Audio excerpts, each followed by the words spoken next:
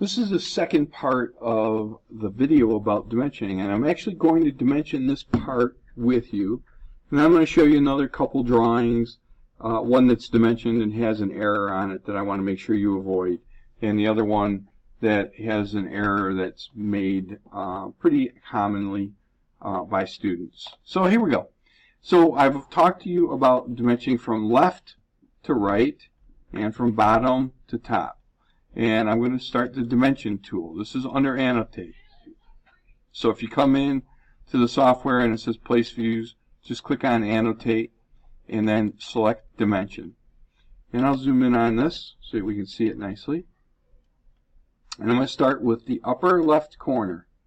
And what I want to put a dimension on is anything that's a corner or a line. So I'm going to track across here until I find the first corner. And I click on that.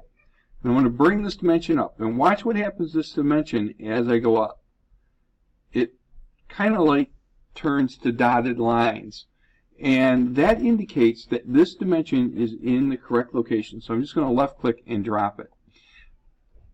The dimensioning standards say that from the outside object line to the dimension line, and this is the dimension line right here going across, there's supposed to be for the first dimension 3/8 of an inch. So that's what this gap is right here, 3/8 of an inch. Now I'm going to do the dimension again. I'm going to get the upper left corner, and notice I'm doing corners here.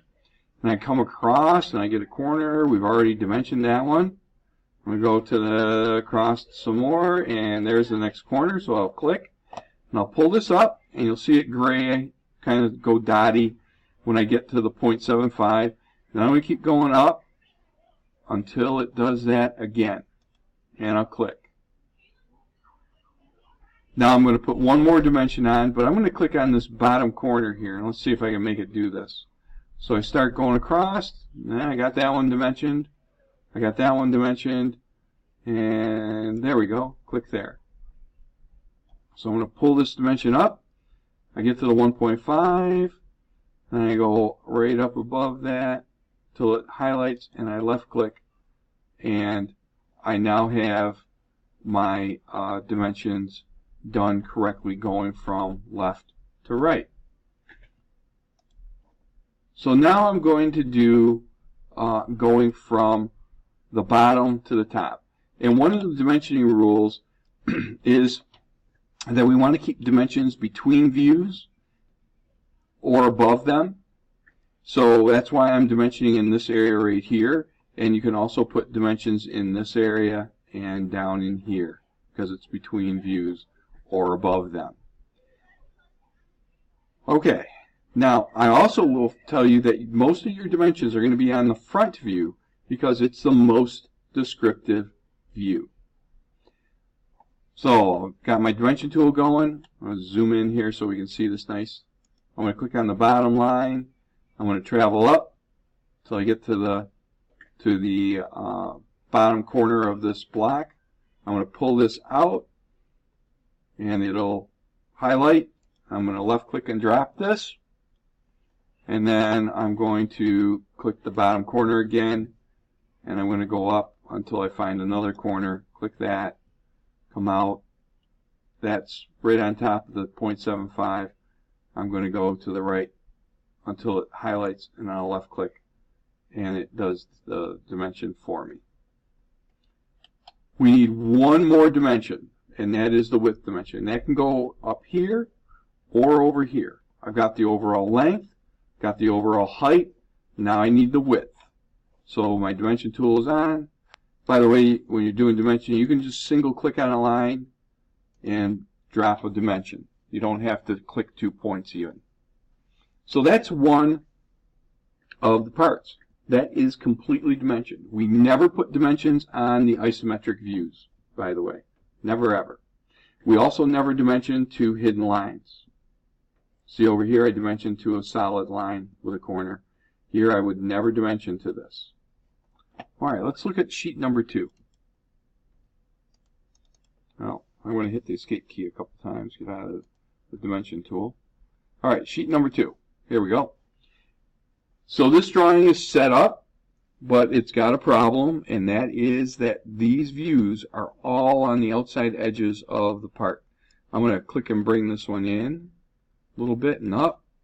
Then I can bring this one down and this one over. And if I need more space while I'm dimensioning, I can just move those up. So make sure that your views aren't sitting on these outside corners. That's a very common mistake that I see from students. So that's the second one. I'm going to show you number 3 here. Number 3 is completely dimensioned, but there is a very serious error on this drawing. And it is right here in this view. What you'll see is this 0.75 is to the left of this block right here.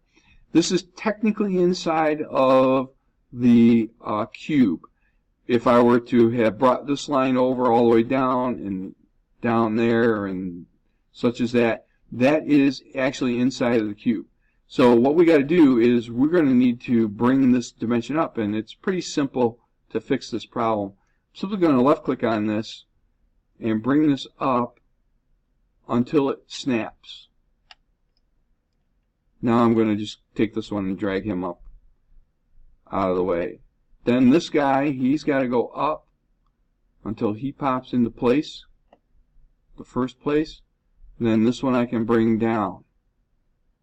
I spend quite a lot of time clicking on circling mistakes like that, and also having problems with the spacing of the dimensions. I'm just checking this one right now to make sure that it is in the first spot up from the highest object line.